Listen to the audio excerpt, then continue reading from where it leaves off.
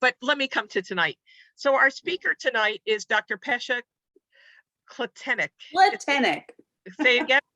Kletenik, you got it, Andrea. I got it. Okay, see, I put the accent even in my copy here, so I do it right. Kletenik, who's currently, but very currently, principal of the Yeshiva Torah in Little Neck. But she told me today, she just found out she is now going to be the incoming head of school of the Manhattan Day School. So very exciting, and congratulations, Pesha. We appreciate that piece of information. She's a graduate of our doctoral program here, so I need to call her Dr. Kletenik because she earned that doctorate the hard way. Soon by all of you. And in my doctoral class, I will tell you, she talked about how she did the work of talking to students and parents to think differently. She was talking about approaching Thanksgiving at one point and Columbus. And that's why we thought she'd be a perfect speaker tonight. These are really challenging times for teachers for many reasons. But it's great to help and get help in negotiating these challenging times by someone who's been a parent, a teacher, and a principal. And so my conference. talk about how to talk with parents and their children and the curriculum. So Dr. Pesha Kletenik, I appreciate you being here, and she's going to talk for a bit, and then we're going to also, I know it will include breakout rooms. Hold on one There's second. no sitting around doing nothing here at Hofstra, and then we'll also have time for questions. So take it away. Sounds good, Andrea. And I do have some on the curriculum towards the end, but we did focus on the first thing you told me to talk about, which Great. was working parents. Okay. Before I start, is it possible for people to put on their cameras? I love to see your faces, and I think we'll have more fun together. There we go. Woo! Excellent. Yeah. Thank you. Okay, awesome. I want to say, firstly, thank you, Andrea and Rosebud. It's so nice to see you. I miss Hofstra. You are in good hands. You are so lucky to be learning with these leaders and teachers. It is inspiring to address a group of people who have chosen to teach our students, and you are shaping the future. And it's wonderful to be here tonight. I'm going to share my screen, and I am looking for participation in the chat room, in the breakout rooms, questions. Please do not be shy. If you have a question, put it in the chat box, and we will get started. So in one of my first years of being a school administrator, I was an assistant principal in kind of a small school in Queens. And, oh, no, too far ahead. And there was a 5th grade teacher who kept coming to meet with me about a particular student who kept acting out in her class. And I could see that she was very troubled by it. And it just like, it struck me. I said to her, I'll change her name. I said, Jenny, just tell me, what kind of student were you? And she said, oh, I was a great student. I said, did you follow all the rules? She's like, yeah, I followed all the rules. I was very compliant. I was like, oh, that's the problem. You don't get this kid. And I'm not saying you had to be a misbehaved student in order to be a great teacher. I think anyone can be a great teacher, but it's important to understand your biases and where you're coming from. And on that note, I'd like to take a moment in the do now, if everyone could just put in the chat box, what type of student were you? Include everything. Be honest. I'll just throw out there so you feel comfortable that when my parents would get a phone call in the evening, they would say, hold on, who's this about tonight? And all of us are very successful in what we do, but we weren't always very compliant. So I just want to put that, I'll give everyone 1 minute. I'm going to open the chat.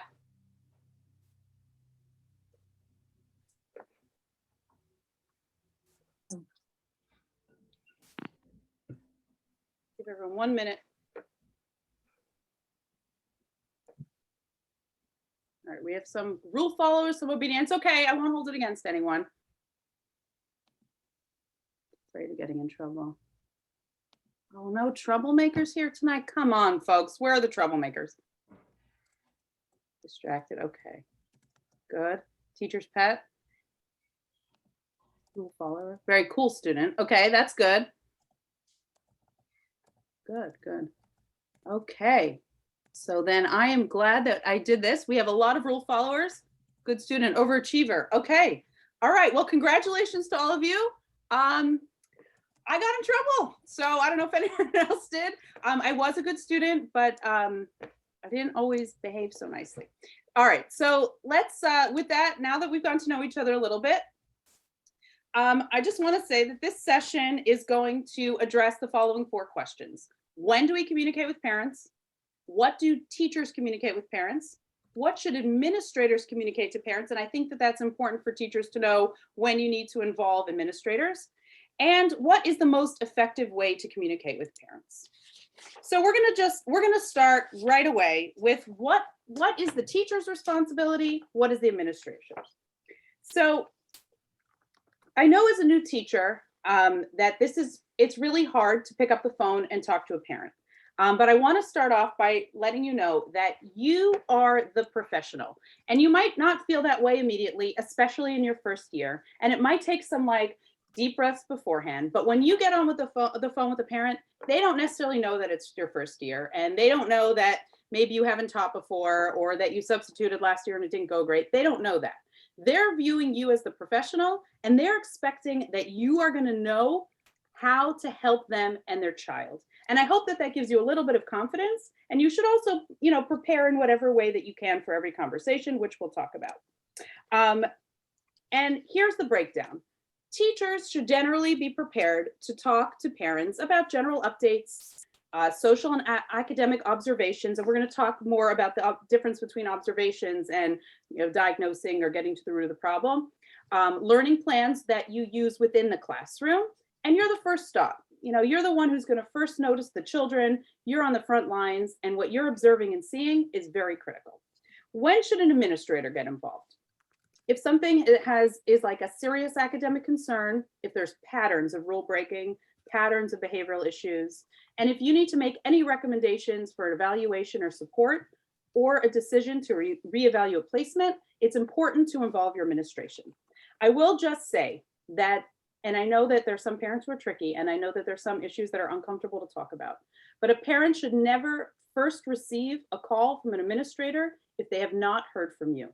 This will hurt your relationship with the parent, it will undermine you as an educator, and it will also be difficult to get the child what they need, because an administrator will pick up the phone and say, I heard that Johnny's misbehaving in class. I'm going to say, what are you talking about? I haven't heard that. I haven't heard from the teacher. And they might not even believe the administrator. And I'll tell you, I've been that administrator, and it's not a good position. Ultimately, it doesn't help the child, which is who we're really here for.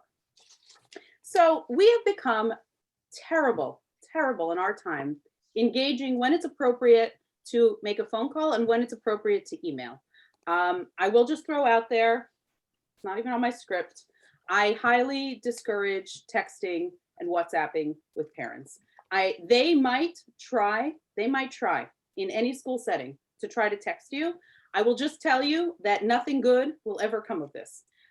If a parent does get your phone number somehow and texts you, you can consult with your administrator, but I would say you are the professional, you set the tone of the relationship, and you can reestablish that boundary at any time. You could even send an email. You could say, I understand you want to reach out to me. When can we schedule a time to talk? I would discourage texting highly. I don't know if the other professionals on here agree with me. Okay, so here's what an email is helpful for. And I know that they save time and they're great for certain things. So a quick follow-up. If a child, let's say you have a setup that every week you're going to give a quick update, that's fine for an email. Things that aren't sensitive, technical things, I found their coat, they didn't eat lunch, those are fine. Phone calls are better for nuanced updates. You want to learn from the parent. Certainly if another student's involved, you have to be careful. And this is what I'm going to say about a phone call. If you're ever thinking to yourself, should I call or should I email you? Here's the plug for the phone call. And again, I know that I'm older than you, but I'm not that much older than you. And I also hate phone calls, so I will throw that out there. But the reason to make a phone call is because it gives you an opportunity, number one, to build a relationship with the parent. And number two, to hear from them a little bit. So if you shoot an email, Johnny's missed 3 homeworks, you might not learn a lot of information. But if you pick up the phone and you say, I'm a little concerned, Johnny usually turns in his homework, he hasn't turned it in. And then, you hear the tone of a parent, the mom or dad might sound stressed. You might learn that grandma died. You might learn that, they just had a baby, or you might hear in the background a lot of noise. And then you will have a different understanding of that child.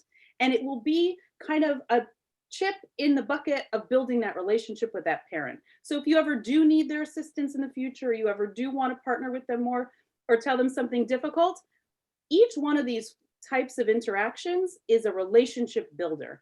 And I think, and I know, again, if people are just entering the field, it is intimidating sometimes, but if you recognize that every time you connect, you say to yourself, I'm building my relationship with this parent, it should be encouraging. And none of it's a waste of time. I know sometimes, some of them might go on, and we can talk at the end about how to set those boundaries. And then I'll just say one more thing that is unfortunate, and I've lived through it as an administrator, and if anyone on here has been an administrator, anything you write can be forwarded. It can be put in a WhatsApp group. It can be put on social media. It could be on Facebook the next day. Look at this second grade teacher we got this year. And so every single thing you put in writing, I want you to protect yourself, to remember that is not necessarily its final destination. So I don't want to scare you, but I just want to give you that heads up. So when does a communication need to be a meeting? And I will say you'll be in different schools, and there's a different culture in every school about when a meeting's called, who's at the meeting, who runs the meeting. But teachers are an important part of setting up the stage for a meeting. So these are the times when I would recommend a meeting. If there's the pattern of behavior, fall into severe incident, make a recommendation, or to place the child in a different space. This would be partnered with the administration. Your role as the teacher, and I'm going to just throw out there that I know that administrations vary in different places. And even if you are not pleased with the support from your administration, or if they don't necessarily prepare for the meeting, you as a teacher, you as a professional should always make sure to walk into every meeting ready. And you can seek out your administrator ahead of time and say to them, hey, I'd like to chat for a few minutes about the meeting, just so that you make sure that you're all on the same page, that what you're saying is going to be helpful to the child and not hurtful to the child in any way, and that you're prepared. You don't want to, if there are multiple teachers, you don't want to say something different than the other teacher. I mean, you never want to sit at me and be like, well, the math teacher was like, well, I never misbehaves in my class. So you want to make sure that you're all on the same page. So even administration, in the best case scenario, always sets up a pre-meeting before a meeting. But if they don't, I extend to you to advocate for yourself and make sure that you have a pre-meeting.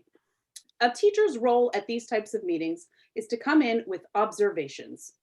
I observe that when we're working on math, that Jane will stop when things get challenging. I notice that her handwriting looks like this. And yes, bring work samples with you. You are painting a picture of what you are seeing, and you as the teacher are the only one who can do that. Administrators can't do it, school psychologists can't do it. You are the only person who is with that child every single day for so many hours. And this isn't necessarily just academic. I observe at recess when they go out that Joey never initiates play. He waits around for someone else to, or someone initiates playing with him and he doesn't participate. You are the only person who has that critical information about this child. And the more specific you can be, and of course, the more caring, and we're going to talk about how to present material, is what's going to help this child get what they need. So in different schools, I can tell you about, the culture that we use in our school, which is that teachers will join the meeting with the other professionals, give an update, and then it could be the administration will say, okay, Mrs. So-and-so needs to go back to class. And the reason that they do that is not because they don't trust you, is because sometimes administrators need to make difficult recommendations to parents, and they don't want to have a large crowd in the room at that time. They'd rather keep it a small group so that, if there are emotions or difficult things, then the teacher doesn't necessarily have to be in there, but that could be the reason why. Are there any questions so far? I'm talking a lot.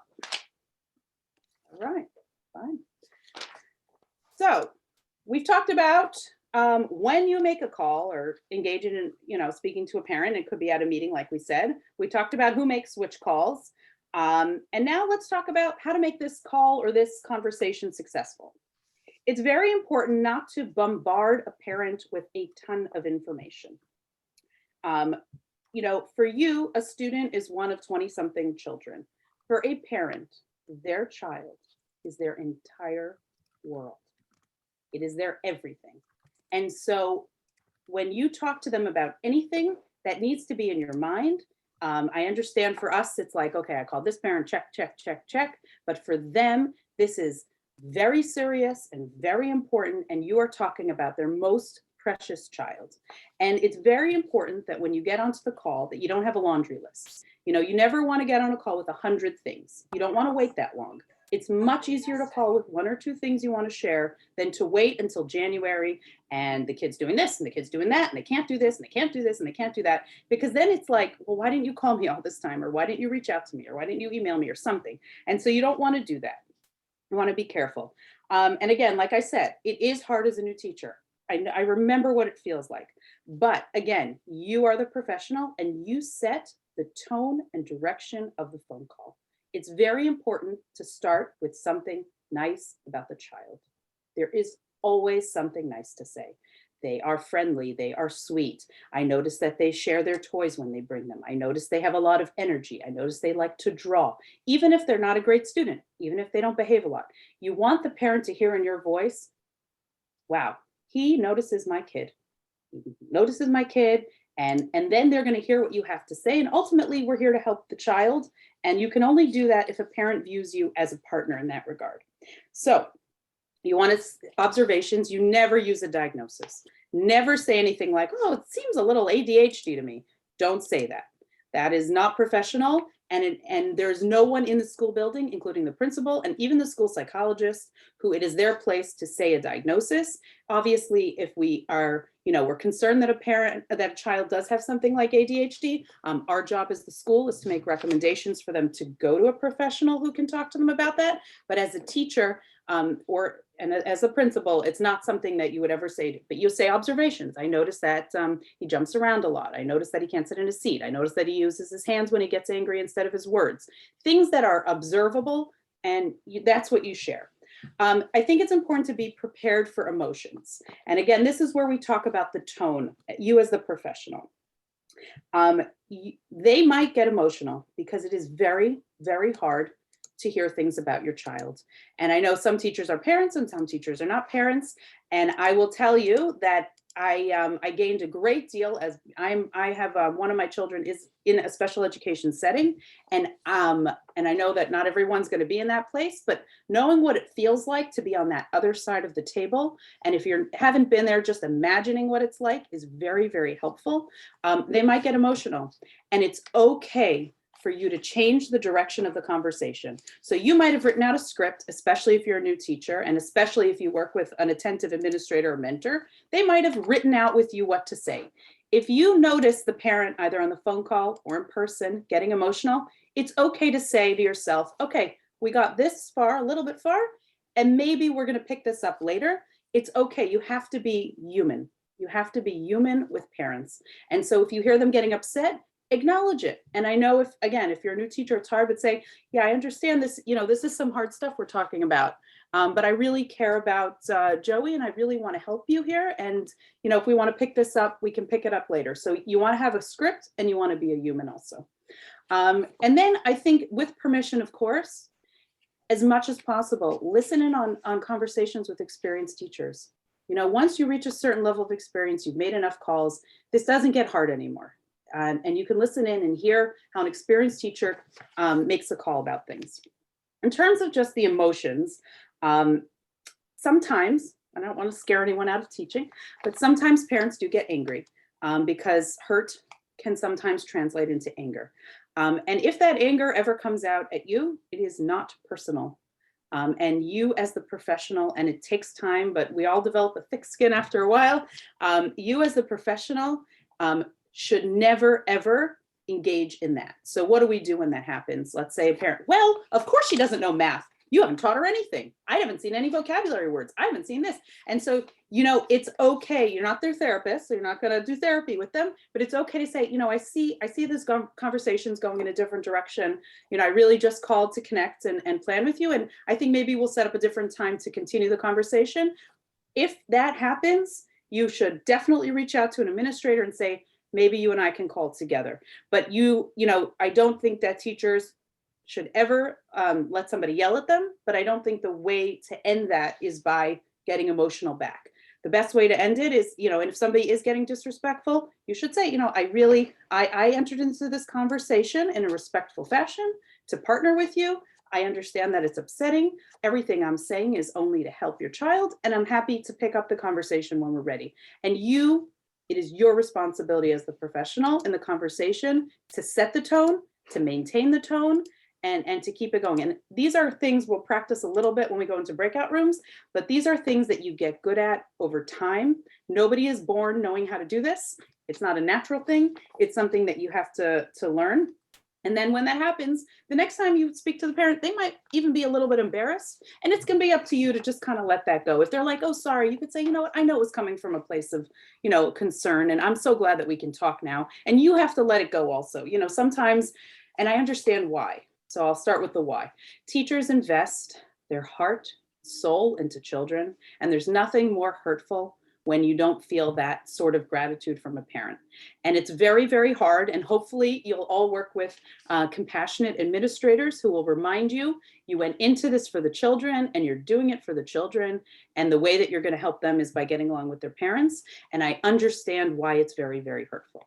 And I will also say, it's important to, as much as you can, say to yourself, okay, this is hurtful, but I'm going to move on and I'm going to let the parent move on and just be gracious. If they say they're sorry or something, or even if they don't say anything and you're thinking to yourself, well, I brought in a snack for this kid and I remind them to do their homework every day. And I've even wiped their nose and I've even tied their shoes, and the parent isn't grateful. You are right about that. And also, the best thing for the child is if you're gracious and say, okay, let's move on. And in yourself, you should recognize, it's coming from a place of pain inside the parent, something that's hard for them. And I've sometimes said to myself at meetings when parents get angry, I say, well, who would I rather be in the room right now? This person finding out that there's something really wrong with their kid and angry, or me right now who's telling her? So, it's a hard space to be, and hopefully you work with people who can help you. I think it's important to talk about what not to do. So you never want to label a child, like we talked about with the diagnosis or any other thing. You always describe what you see, and you come in with kind of a tone like, I'm an investigator with you and we want to solve whatever the problem is here. And you want to never use terms that make a child stuck. Oh, they're lazy, irresponsible. Because if someone's lazy or irresponsible, well, then they're never going to get better. But if let's say they struggle with executive functioning, or perhaps they are forgetful and they need reminders, like those are all things, you have to frame it in a way like, this is what they're struggling with and how are we going to help them get better? We talked about, and I know that you're human too, and I will say, people make mistakes. We've all made mistakes. Maybe if we have time at the end, I'll tell you one bad one I had recently, just to make everyone feel better. But it's very important not to demonstrate your own frustration. You never want to blame a parent for their parenting. And then you never really want to leave the conversation without next steps or a plan. Now, we're never going to expect a teacher to know the answer to every single problem. A next step or plan could be, you know what? I think this situation has got to a place where I'd really like to loop in the school psychologist. I'd like to loop in the assistant principal, and maybe we could team up, partner together. So the next steps could be a meeting with a larger group, but you never want to leave it like, this is happening, and this is happening, and well, tough luck. You want it to be something like, here are our next steps. And let's go. All right, I want to do a little bit of practice, but I want to stop the share for a minute to see if there are any questions about anything I have said so far. And I know this is a new space if you haven't taught yet. Okay. That's true, common sense. Any questions though? You can throw out tough ones. Come on, folks. Okay, well, we can do a little bit of practice. I'm going to put up 4 scenarios. Ooh, I just echoed. And I'd love for you in your groups to practice with each other, role play. I think we're going to go into groups of 4. Any teacher apps recommend for communication with parents. I don't have any apps specifically. I will get back to that. Oh, I will, if you want at the end, I'll tell you my honest opinion about Class Dojo. I'll tell you, it's not, I'm not a big fan of it. but I will be happy to tell you honestly why I don't like it. Unless, Andrea, should I stop now and pause why, since I got the question, why I don't like Class Dojo? Yes, tell now. Okay, firstly, people might not know what Class Dojo is. So Class Dojo, and I understand that many people are working, I think if you work in a New York City public school, you have to turn in what your behavior management plan is. And I understand that Class Dojo is a very convenient tool. So here's my experience with Class Dojo. It is something where in real time, you use an app to say like, okay, the kid's sitting, the kid's moving, this, all that and the other. And then something goes home to parents automatically with an update. So I will just tell you an experience that I've had with Class Dojo that will kind of color why I actually have not allowed it in my school since. Parents were getting these reports, and I wish I was prepared for this because I would bring one up and show you. It looks like kind of a data tracker about the child. And there's like green for like all the positive stuff and red for all the negative stuff. And so a kid would go home, let's say, and get like a 50% success in like sitting on the carpet. And we could talk about if sitting still is an important thing for some ages, if you'd like. And so then the parent would be like panicked, like, because again, we're going to talk about, why you are the, the best person. Actually, I'll just say now, you are the best. Children, parents only know their children, and they know their children in comparison to their children. You are a professional, and you know what is expected for their age, for their grade. Even though you're never going to compare them on the phone, you can see how they look among a peer group of 25. And after you teach for many years, you could say, I've had 10 years of second graders, and I know what they're supposed to look like.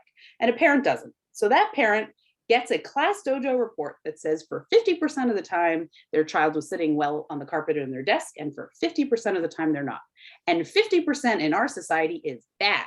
And so you're going to get a call like, oh my gosh, my child's not sitting on the carpet 50% of the time. And I would be like, why are you calling me? They don't have to sit on the carpet for 50% of the time. I'm happy if they sit there for 2 minutes. And like, they're like, well, how am I supposed to know that?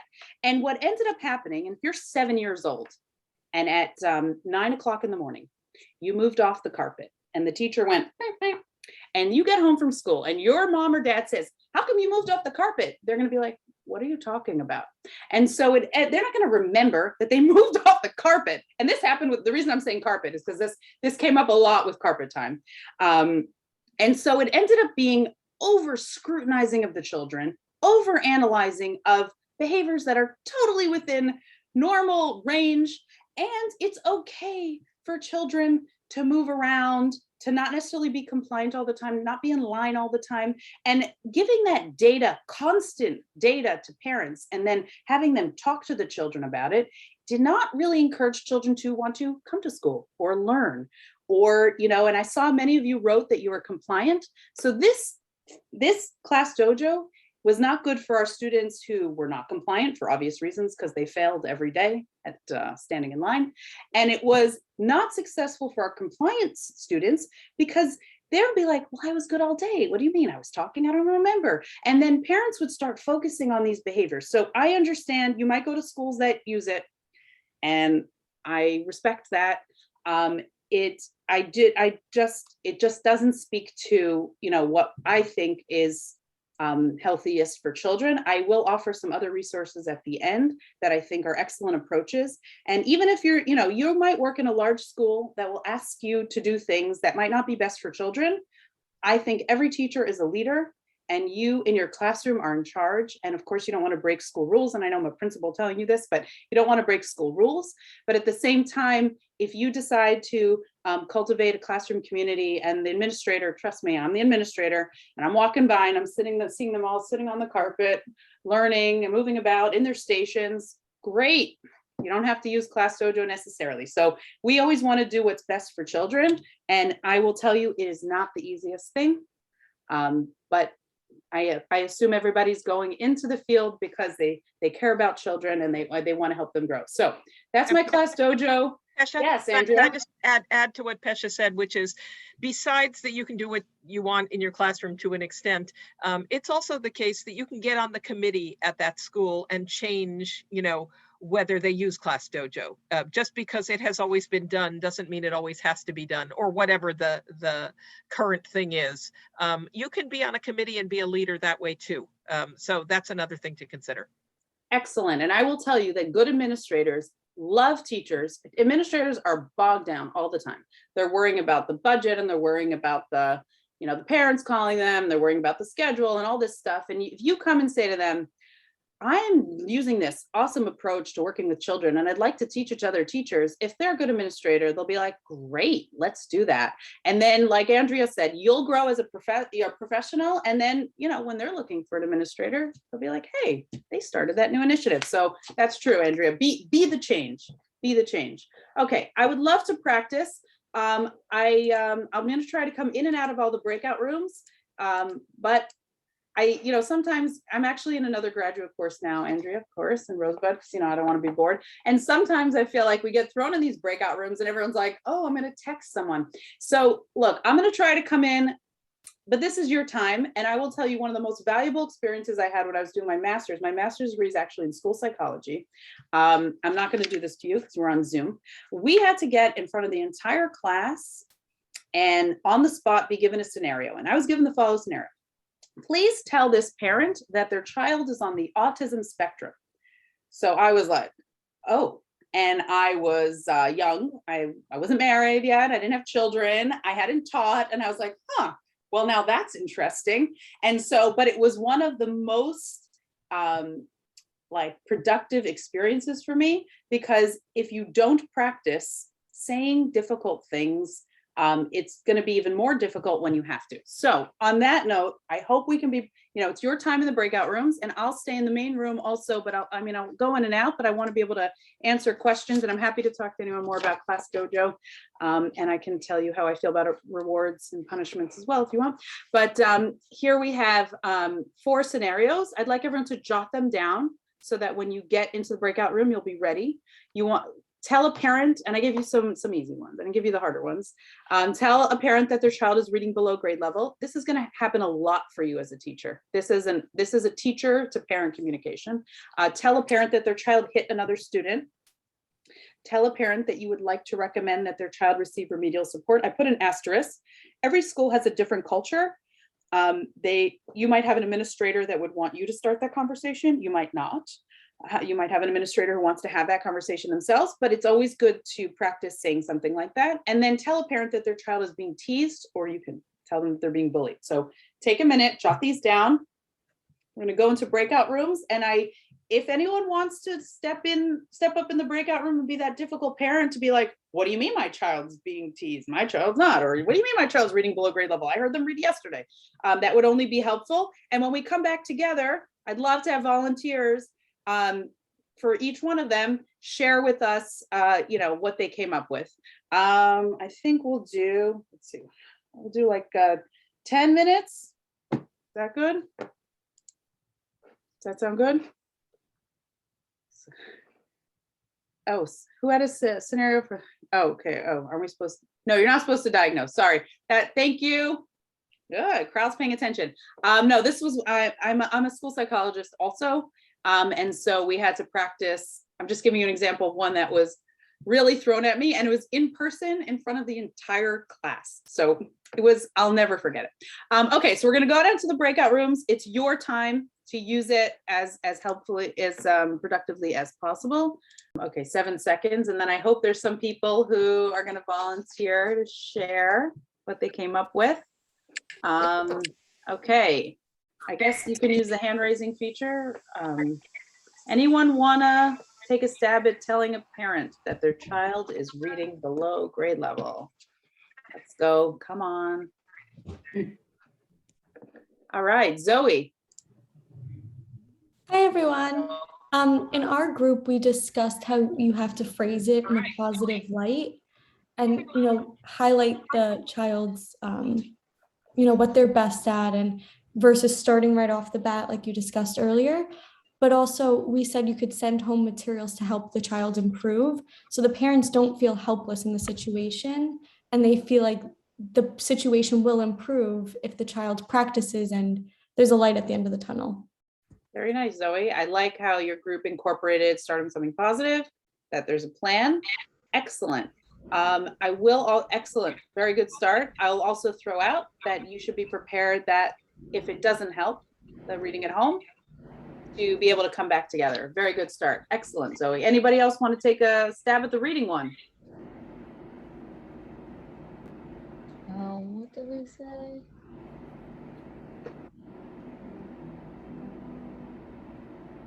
I do. Hi, Jeffrey. Hi. Let me preface it by saying I do teach at Hofstra, and I'm a former principal and former assistant principal. I've dealt with this issue. Two things I wanted to emphasize to my group. Number one, emphasize the term partnership. That we can't do it alone in school. You can't do it alone at home. We have to work together, and we have to work towards a common goal.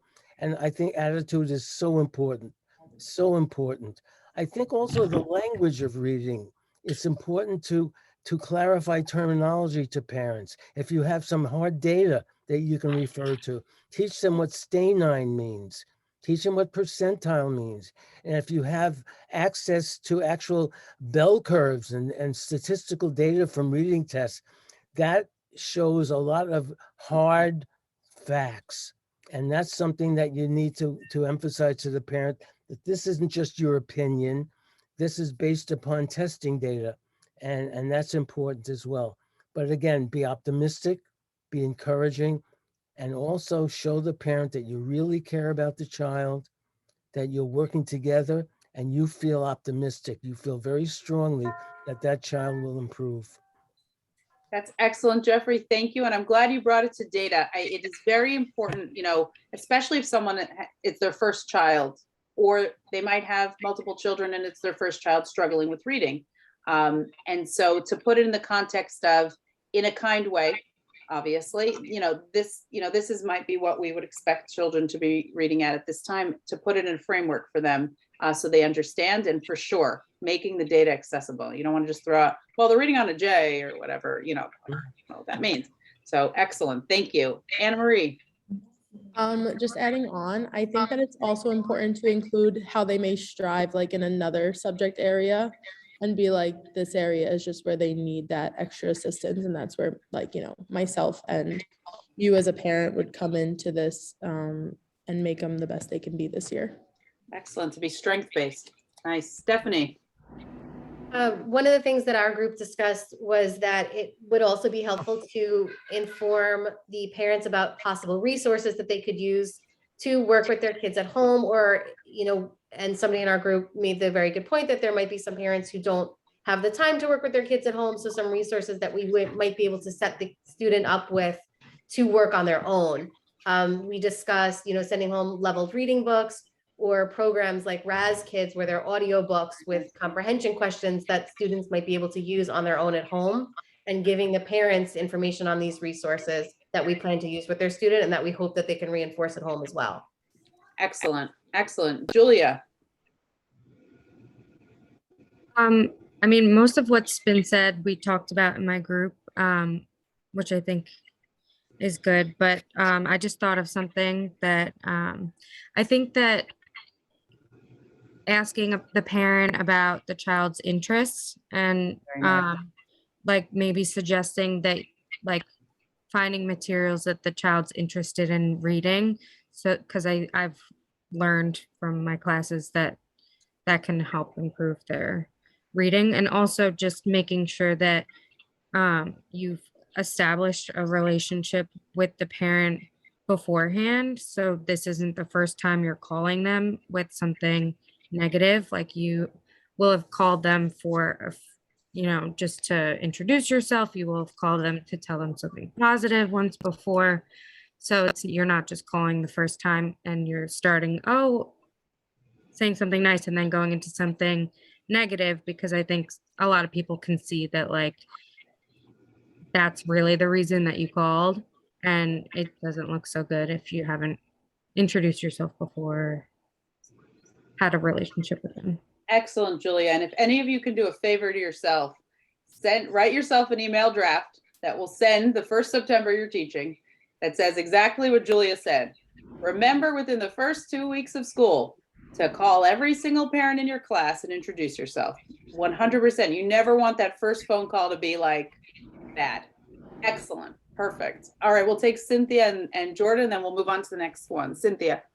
So I kind of just have a quick question. So I've had an experience before where you come to a parent with a problem and then they kind of almost like obsess over it and then want to like have a weekly meeting with you, and you know you have like 25 kids in your class and like can't really carve out the time to have like these weekly meetings, and like in a nice way, like how do you tell the parent that you care and you're making progress with your kid, but like you can't necessarily be on top of them and also like communicating with them all the time?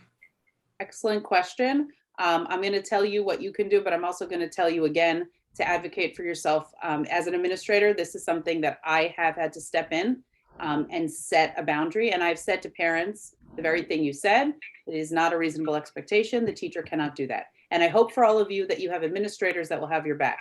I will prepare you for the fact that you might sometimes have administrators that do not have your back. It is a reality. Unfortunately, you know, I have some friends who are teachers and they like their principal is horrible. You know, nothing like me. No, I'm joking. No, they're horrible, and they don't do that. They don't set those boundaries. So Cynthia, what you can do is you can say to the parent, I really find it important to communicate. I am not able to call you, but I will send you an email at the end of every week. And again, this is a place that email is a good place to use because you've already had the hard conversation. You've already set the tone. And you say to them, you know, I'm going to send you an email on Friday with important information. And if anything comes up that I think we need to discuss, I will let you know. And then, you know, you will have to talk to them from time to time, but absolutely, you're right. A teacher should not have a weekly phone meeting. And you're right, parents ask for it. And it's not respectful and it's not an appropriate request. So that would be one way to do it. But I would say if you could partner with your administration, that's something that they should be putting their foot down about to protect you. Jordan. I was thinking that also maybe like trying to get the parents to observe their children and like put their input in, like, where do you see your child at? Like, this is what I'm observing, what you observe at home. And then you guys can kind of discuss and come to a mutual agreement on solutions and paths to them take based off of that. So they feel like they're heard as opposed to you just telling them. Beautiful, Jordan. And I think anytime there is a meeting about something difficult, always throw out to parent, like, what are you seeing at home? For sure. They know their children best. They might not know all of the things that we know as professionals they should be doing, but they do know their children best. That's a beautiful statement. I want to throw one more thing at it before we leave the reading one. I think someone's echoing. If you're not, let's see. How about now? If you might, sorry, I see another person. Okay. When it comes to something like a reading disability, I want to sensitize you to something, and it's happened, and it's hard as us professionals to walk a parent out of this. You might be talking to a parent who has the same disability as the child, and the child might have inherited that from them. And what might happen is you might have a person who says, oh yeah, I have ADHD and like I took medication, I'm great, I'm going to help my kid. But you'll very frequently also have a parent who has a lot of emotions wrapped up in that learning disability. They might have had teachers and other professionals who did not cope with it in a way that was well, or even their own parents might have been embarrassed about it. And so a lot of the feelings that might come out about even saying that they read below grade level, you might get a lot of emotions from that own parent, that parent who struggled with that very thing. There was one time I was in a meeting with a father. It actually happened twice, but most recently we were dealing with a behavioral issue. And he just kept saying, I also had this problem and I'm fine. I don't know why you want us to, you know, take him to counseling, and I'm fine and I'm fine. And I did say, and I understand, you know, you have to get to a place of experience where you feel comfortable saying this. I did say to the parent, it's very important that if we want to help your son, that you recognize that he is not you, and that was your story, and your child is not exactly like you, even if there are some similarities, and we have to honor, you know, his journey and where he is. And so hopefully you'll be in a meeting with other professionals, administrators who can help you with that, but just be sensitive that that's going to come up, because often people inherit these things, behavioral issues or learning disabilities. Okay, let's do one more, but I did want to take the chat. Someone's microphone is broken, but my group had a really good discussion about addressing a parent situation where their child hit another. Let's get to a behavioral one. Good. We addressed how we could bring this up to a parent and ways to handle it when a parent claims that their child would, of course, my child would never do something like that.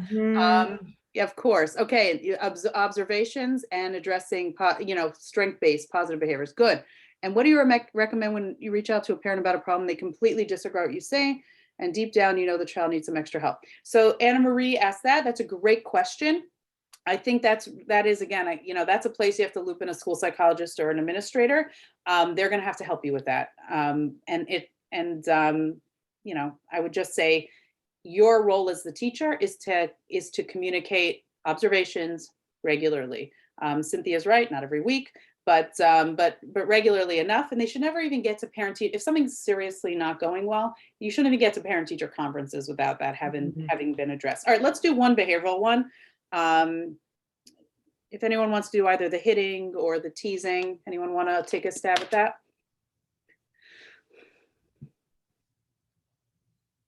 Okay, Jordan, go for it. So I worked in a preschool for a little bit as an assistant teacher, and I know that we had to fill out incident reports, and the way that we did that was basically like describing the action as opposed to saying like, oh, they hit this person. First of all, what I learned was they can't mention the other child's name. And like say their hand tap their cheek, like something like, so it's not made so intensely, but you still get the point across. There was physical interaction that we need to address. Mm-hmm. Okay, I think that's a good start, Jordan, but I want to challenge you a little bit. Okay. Let's say you observe the whole thing and it looked aggressive.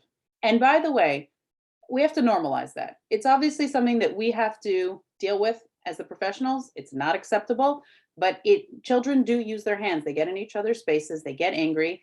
It's our job to teach them the skills to not do that. And so obviously we're not saying it's okay, but it is a normal thing for a child to do. So let's say you observe it, child angry, hurts the other kid. And you saw they were angry. I don't want to put you on the spot if you don't want to do it. We could call on somebody if you want to take a stab at it.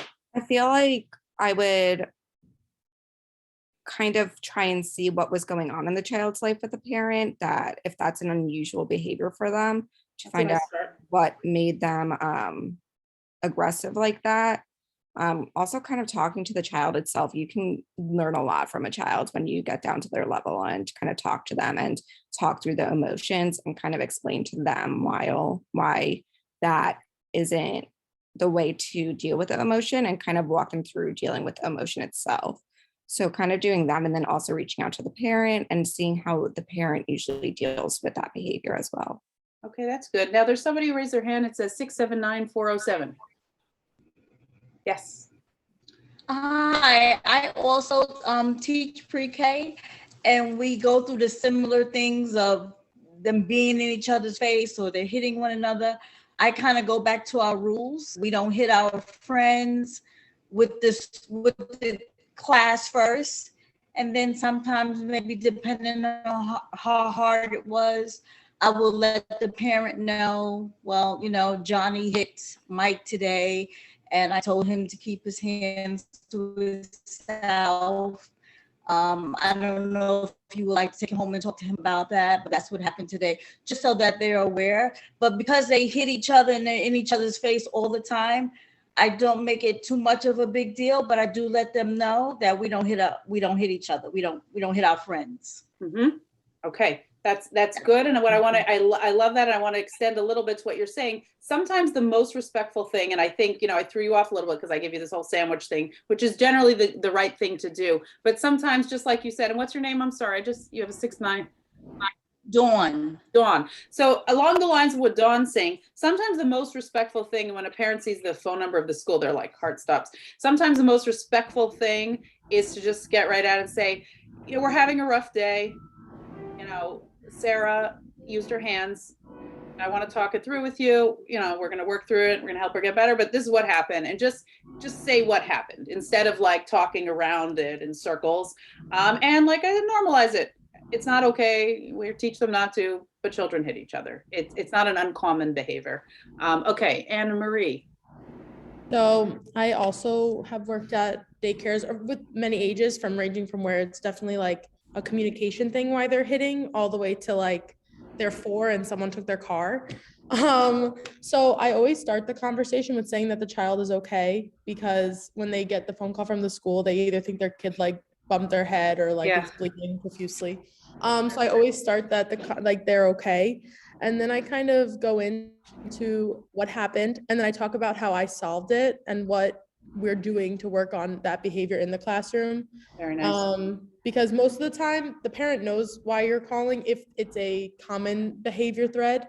And we write up everything. So we make behavioral reports and then incident reports. So the child who got hit would get an incident report, and the child who did the hitting would get a behavioral report, just so it's always on file. And we write that we called mom and this is how the conversation went and this is what was said, and what we did in the classroom. So I always like to tell them that because I feel like a solution and what you're going to do to make it better is always helpful. Excellent, and excellent record keeping. And thank you for bringing that up. We always have to, if a child gets hurt on our watch, and you should, you'll see the tone of the school you're in and your partner with them. If it's something really bad, as an administrator, I try to take that off the teacher. Like if someone bites and it breaks the skin, usually an administrator should call because it's pretty serious, or you could call together because you were there, you want to describe it. But the child who gets hurt, you never want a child getting off the bus or being picked up and there's like a black and blue mark or something and they didn't hear from the school. So I appreciate you bringing that up. Very important. Julia. What Anne-Marie said kind of reminded me that like if a child does hit another child and it wasn't like, oh, they took something from me, it was like aggressive.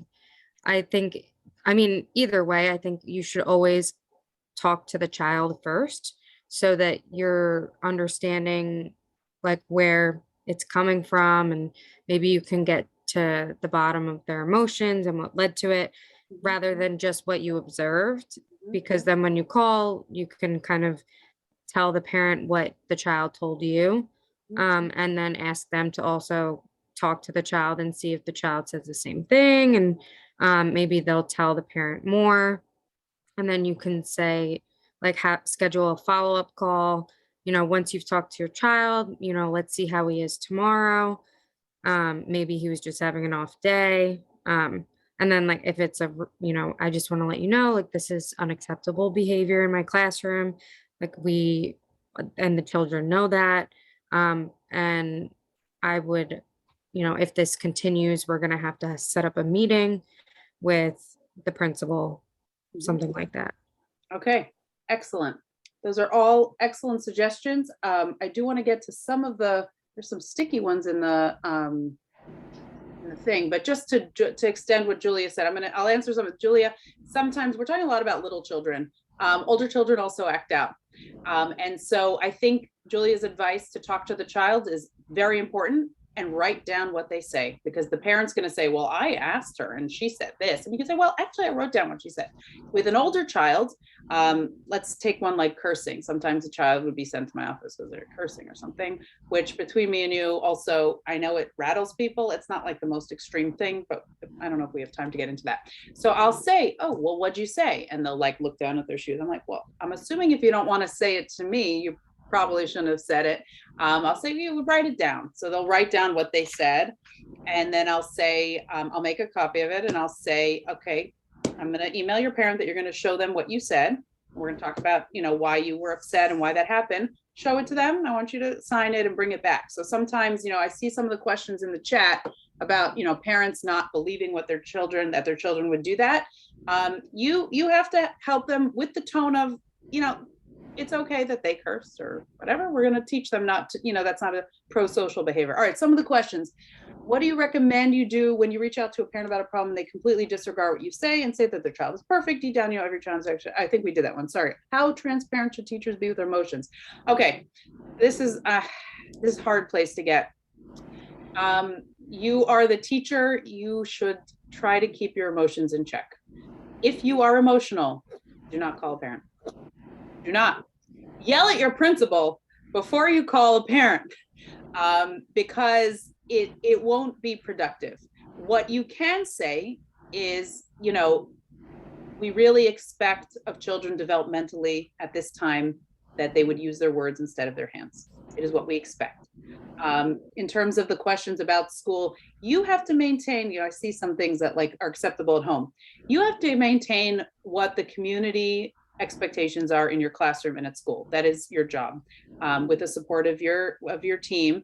And they can say, well, I taught them that they should hit back if somebody threatens them. And I'll tell you, I understand. I'm not saying that's never acceptable, but it's really not something we want to teach them. You could say, I understand that that's something that you have at home. It's really not something that we allow at school. And unfortunately, if it keeps happening, we'll just, each time they'll have to sit in the office, they'll have to be sent home. So you're really putting your kid in a really bad position, because that's really not something that we, celebrate at school. And I understand there's different, backgrounds. People have different things at home they accept. Andrea wanted to say something a long time ago. Yeah, I just, it's a perfect moment to say it, actually, based on what you just said. Taking a more global look at this too. So you're talking about what happened with a parent and a child in a classroom. But again, I recommend getting on the committee that deals with this school-wide too, because another thing to think about is maybe the whole school, including people who work in the lunchroom, including custodians, including every kind of staff member, teacher, needs training, that everybody needs training about how to have conversations that get to win-win. Maybe we all need training in that. In my home district, that did happen, and they also offered evenings for parents to get trained. So everybody used same kind of language, and even if we didn't all do it properly, we all knew it at least, and that maybe then there were peace benches in people's classrooms, so they would have a place to go chat with people and do conflict resolution. If you haven't ever been taught conflict resolution, you don't know how to do it. And even if you've done it classroom by classroom, when you get on the playground, you're with a lot of different people, and who knows if it'll work out there. So you can have individual solutions, and those are really important. And the language Pesha is giving you is really important to use, but you also need more global solutions school-wide. Get on the committee, So I thank you, Andrea. And I want to just, I'm glad you brought up custodians. I'm going to throw in their bus drivers.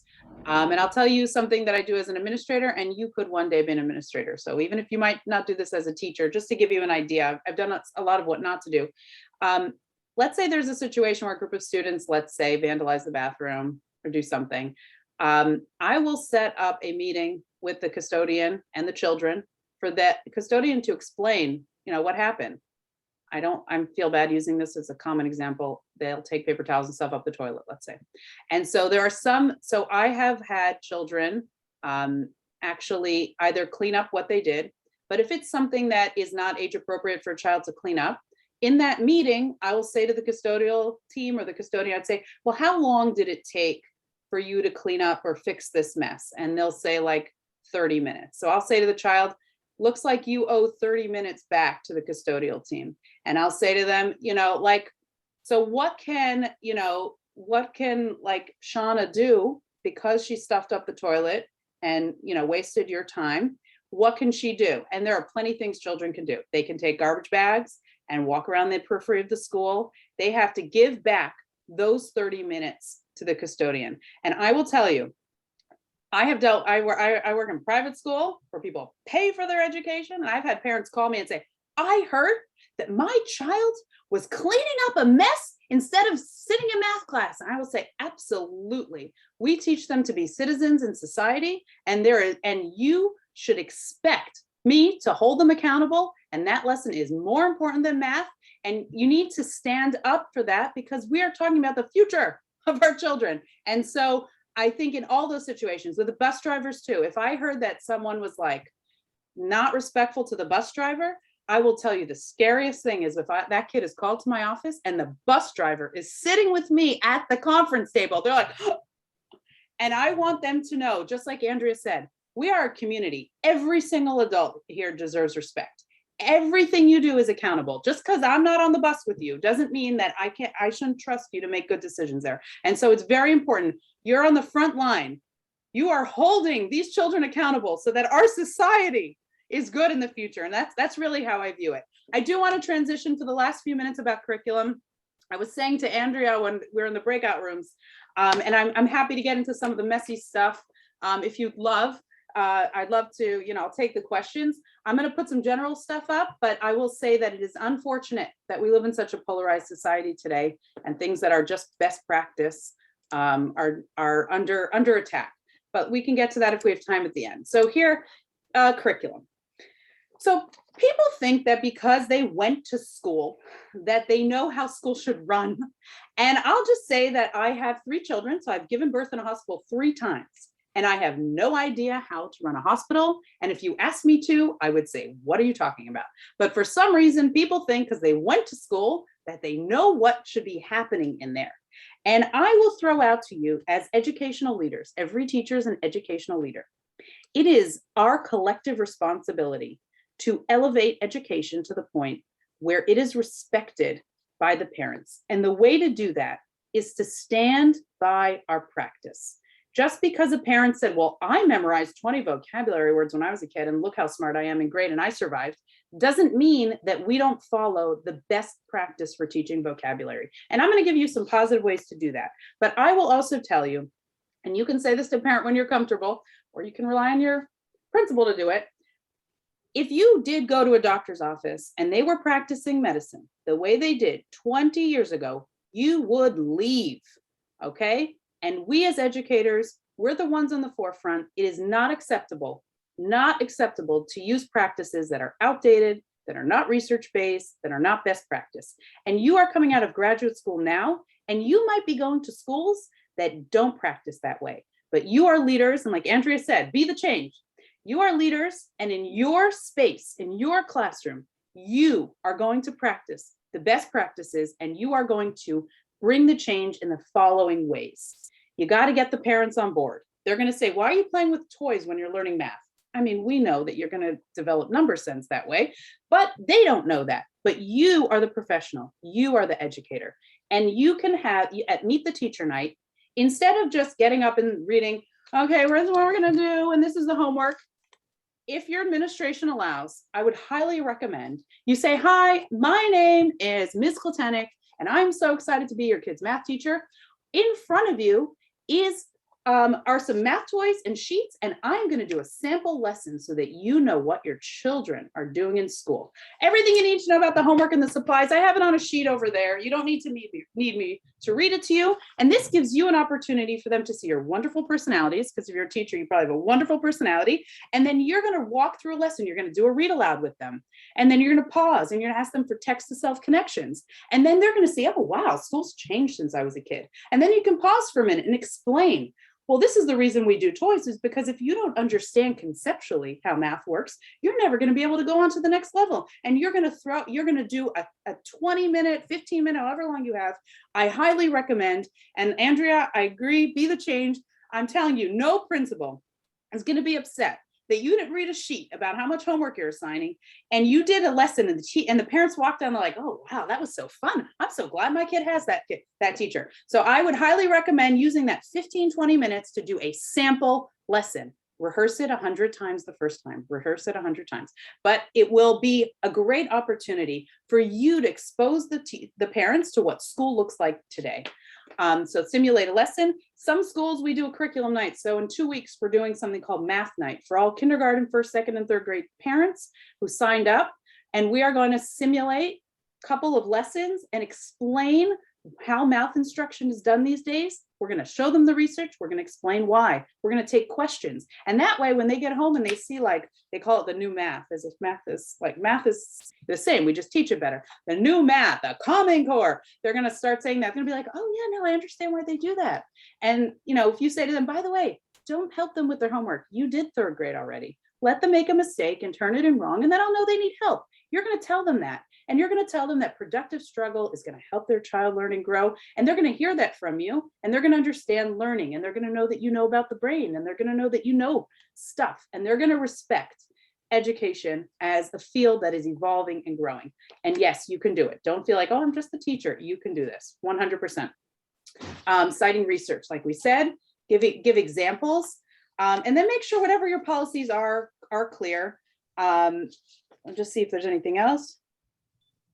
You want to make sure that, how are you going to partner with them? What are we going to do? Now, I did want to save time for the if there's any questions about, you know, ever the hot topics like critical race theory and things that are best practices that people tend to have a lot of questions about, I'm happy to give a little bit of time to that.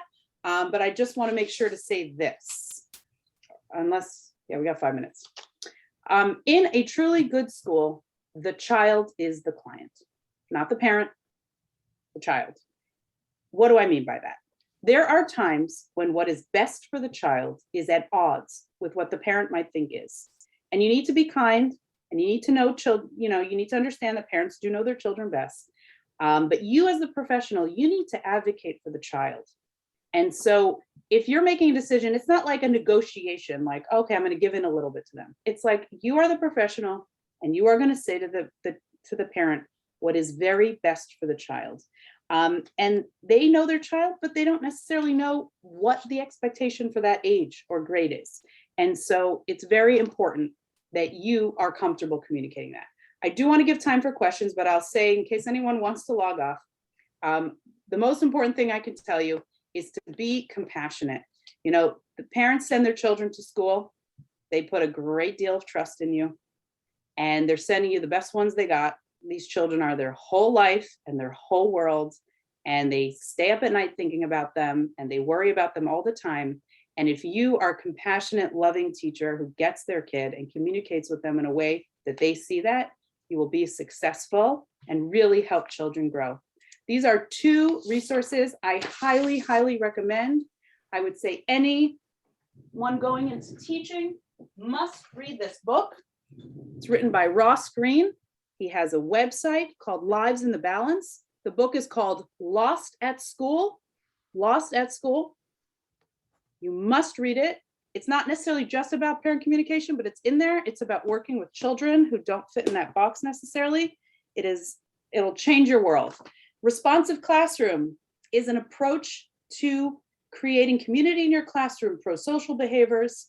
It's a lot of what to do instead of a lot of what not to do. It's what's best for children.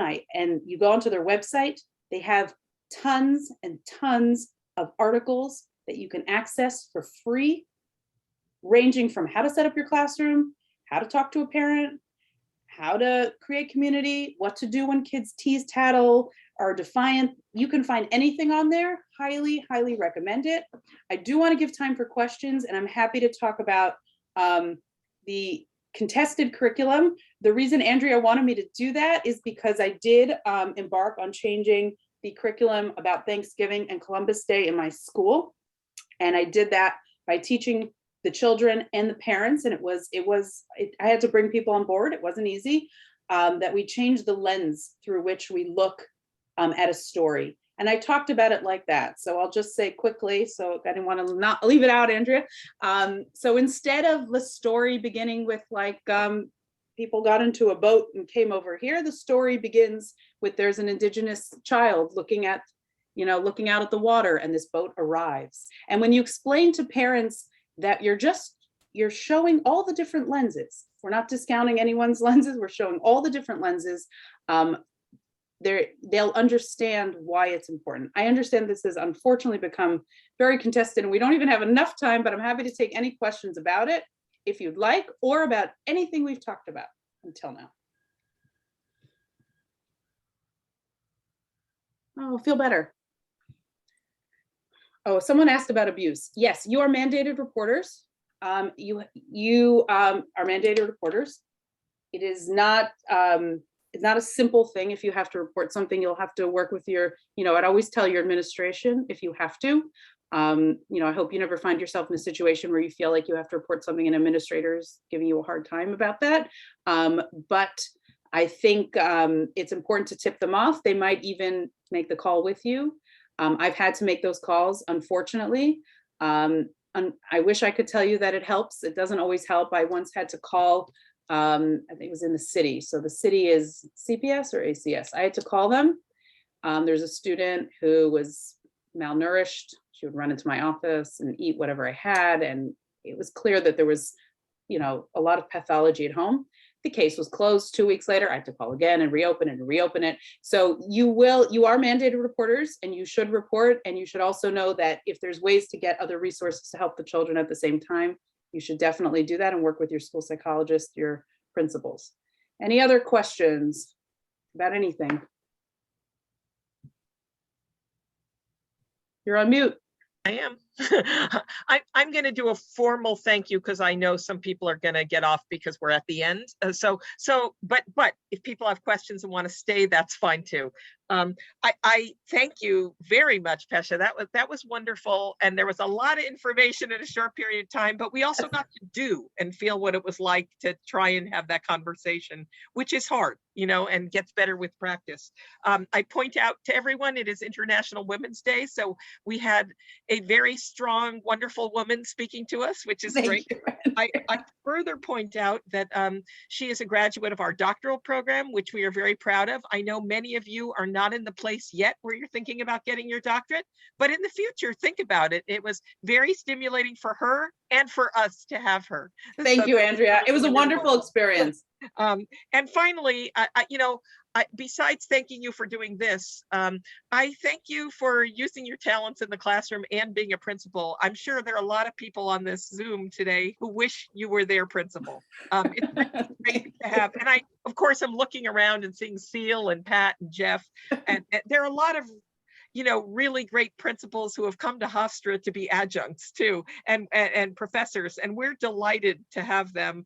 They were excellent teachers and they're now excellent principals, and those two usually go hand in hand. So thank you very much. And please stay if you have other questions. I see a good question in the chat that I'm happy to tackle if anybody wants to stay on. The question is, what do you do if the behavior is worse after talking to a parent? So first I want to just say that the reason it might get worse is because the parent might do something that's very sad. They might overpunish the child, or they might, make the child feel shame or push the child. Unfortunately, you'll get children who will start lying because they're afraid to admit they make mistakes. And again, I could do a whole nother session on that, Andrea, if you want.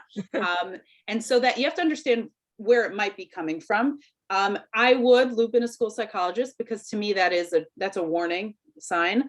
We did deal with a family a little while ago where they were so strict, and you'll be able to detect this kid because they're going to act out in school. And why are they going to act out in school? Because they're so used to having such rigid rules with punishments if they act out. And if they come to a school setting which is a little looser because you got a lot of kids there and you're going outside and you're coming back in and you go to the bathroom, there's other kids in there. You're not being watched all the time. And they're going to act out because they're not used to like having to make their own decisions and control their own behavior. And that is usually like a red flag. I would definitely get a psychologist involved. We have successfully worked with parents to get parenting help.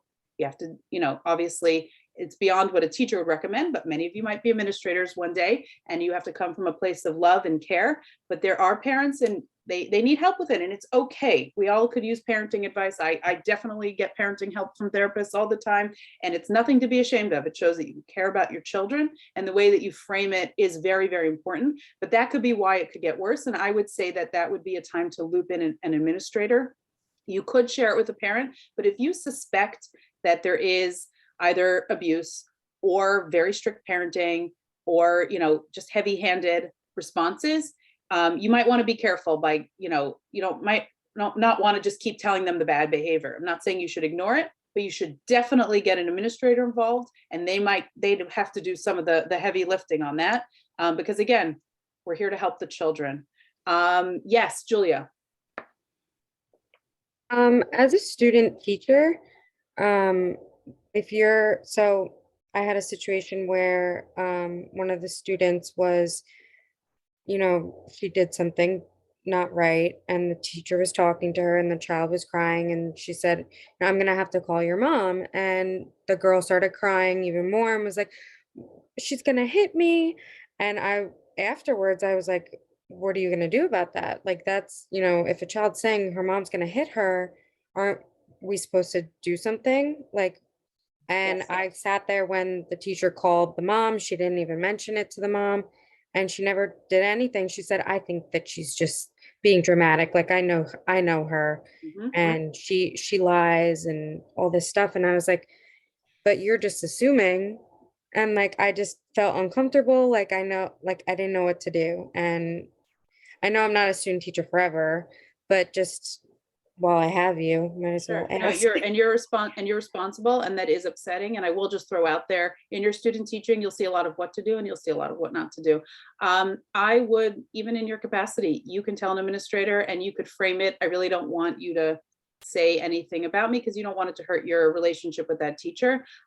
If you were the teacher and the kid did say that, it's true. It doesn't necessarily mean the parent is going to hit them. If they're a certain age, it's very likely, because it's a weird thing for a kid to make up. I would definitely get a psychologist involved.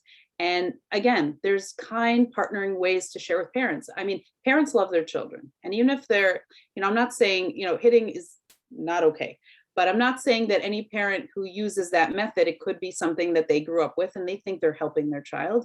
And us as the professionals, it's our role to guide them that, there's a reason we don't do this anymore, and we're going to explain why, etc. But that's something administration has to help with. I will just throw out to you as an administrator, if any of you are administrators, when I was an assistant principal, I had a once a week meeting with all of the instructional assistants. That's what we don't have teachers assistants in our school because they're not assisting the teacher. They're not getting them coffee. They're instructional assistants. They're there to help with the learning. And I would meet with them and I'd learn all kinds of things like that, Julia. All kinds of things about classrooms where, I would throw out, well, this is how we're doing reading. And someone would be like, oh, my teacher's not doing that. I'd be like, oh, well, that's interesting. Obviously, I didn't encourage them to tell on them, but then I would know, oh, I'm going to go into that class during reading time and get a sense of what's going on. So I think, I guess what I would tell you in this specific situation is nothing is more important than the safety and well-being of a child. And so us as the adults, even if you think you're just a student teacher, you're not just a student teacher, you are an adult who observes something that is difficult. And if there is somebody, either the supervisor of your student teaching or something, I would definitely tell them. I would, if you are, if you want to say, I don't want it to get back to me, a good administrator will know how to handle that. And you're right, the parent, I don't know if the teacher would have had to say that to a parent or would have wanted, another person on the administration to bring it up. That has come to my table before, and I make the call myself and I say, I want to let you know the kid, your child said this, and hear what the reaction is. And if there are further actions that need to be taken, it is our responsibility to do that. I mean, we all went into teaching because we care about children. And so you're right that what the teacher did was not the right course, for sure. Any other questions? Come on, give me hard ones. Give me some hard ones. Anyone? You know what you're all hearing, over and over again, besides compassion, is you are a professional, you are a teacher leader, and you should get help when you need it, right? I mean, in every kind of way that you are a leader and you need help too, and you should get it. Absolutely. Okay, I think on that note, our evening is done. Pesha, thank you so much. Oh, my pleasure. This was so fun, Andrea. Congratulations on your new position too. That's well, great. Thank you. And I'm so appreciate it. Oh, thank you, Andrea. I'm so excited for all you teachers and all of your students who are going to have just you passionate people going into education. So it's nice to meet you. Hooray. Thanks, everybody. Have a good night. Thanks for coming.